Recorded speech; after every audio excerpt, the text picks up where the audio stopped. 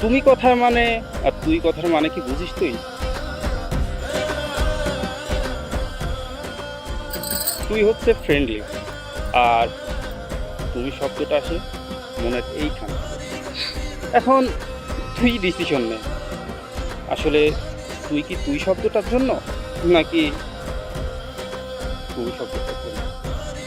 এটা সবার জন্য প্রযোজ্য না। আমি তোর এই জায়গায় থাকতে চাই। ও আচ্ছা, তার মানে রাতে তুই টেক্সটটা এই জন্যই দিছিলি? তার মানে বেস্ট ফ্রেন্ড থেকে কি আমরা লাভার, নাকি স্বামী স্ত্রী? যথেষ্ট।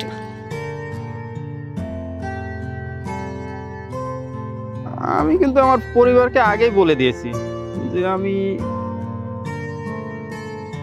পারুল নামের একজনকে না অনেক ভালোবাসি। আমি আমার আম্মুকে বলে দিছি। সত্যি?